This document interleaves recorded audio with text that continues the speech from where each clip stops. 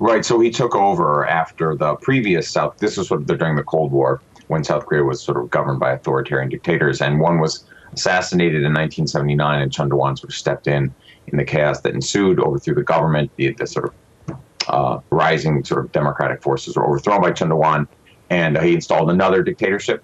And then that eventually sort of slipped away with some assistance from the Americans. The Reagan administration helped to push Chun out the door, and that's when South Korea became a democracy. And he's sort of noted for a very repressive incident in 1980 in a city called Gwangju. And that's really, I'd say he got in trouble for that. Actually, he got convicted and sentenced to death for it. That sentence was commuted. But during his time, also South Korea's economic growth continued, and so his legacy is a little bit mixed. But generally, I think that South Koreans don't miss him. I think people think he was sort of a part of a difficult past. Yeah, it was almost a reign of terror at the time. Why did the US back him? Yeah, I mean, at the time, this was sort of during the Cold War, right? And the perception was, at least in Korea, that Chun Doo-hwan, as bad as he was preferable to the alternative in North Korea, Kim Il-sung, and the North Korean sort of Orwellian tyranny, right? And of course, the United States had made this judgment in many places, right? We supported sort of Batista in Cuba, we supported Marcos in the Philippines, we supported a number of nationalist military dictators who were fairly repressive, and the argument at the time was that these guys are better than the communists who would come in and take over, right? So I guess, do you want Batista or Fidel Castro? Do you want Chun Doo-hwan or Kim Il-sung? And generally the Americans chose these nationalists, right? But it was fairly embarrassing, right? I mean, this was a constant issue for the U.S. during the Cold War. And again, I think to the Americans' credit, to the credit of the Reagan administration, to be specific, they did help push out Chun Doo-hwan when it looked like the Cold War was collapsing, or ending after Gorbachev's ascension in 1985. Yeah. He was eventually charged with a number of issues like treason and other things. What justice did he face? Right. So he was, in fact, convicted and sentenced to death. South Korea still has the death penalty. Probably, actually, they want to use that against the North Korean elite if there's ever unification. South Korea doesn't actually execute very many people. There's been a moratorium on it now, a sort of informal moratorium for decades. And Chun was, in fact, commuted. His sentence was, in fact, commuted.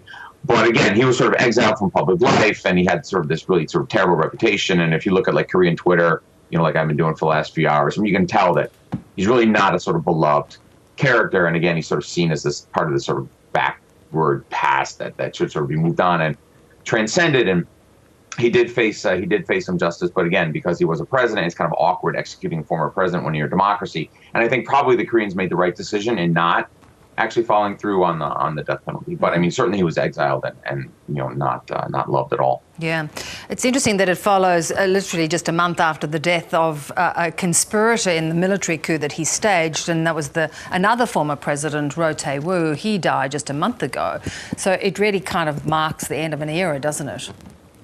Yeah, and that's arguably probably a really good thing. I mean, not their passing, but I mean the sense that Korea is moving on, that the military dictatorship is really sort of part of the past. It's not something, my students, for example, don't really know it terribly well. They've all grown up when, they're all in their 20s, and they know that really they know Korea basically as a democracy, and nobody really fears that troops will be on the street ever again. In 2017, for example, you had a president in Korea who was impeached, and impeachment's very rare, right?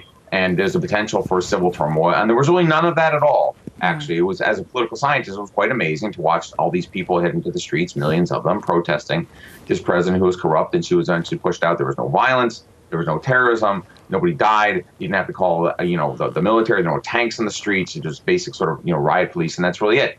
And that's the future here, right? I mean, this is a stable, consolidated democracy, and Roh really represents the past, as does Chun. Yeah.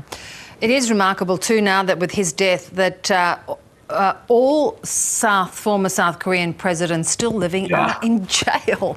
That is quite the strangest record. Why is that the case?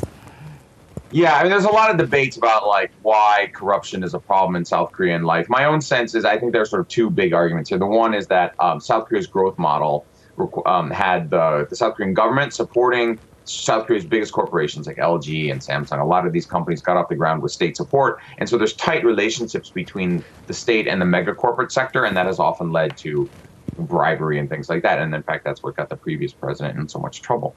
And then there's also sort of complaints about South Korean campaign finance law being very difficult and very strict. And this often forces candidates to sort of go shopping around. But yes, it is now quite apparent that the legal system. I mean, that's the concern, right? Is that the legal system might actually might be used as a political penalty, by presidents of the other party when they leave. But yeah, they're all in prison.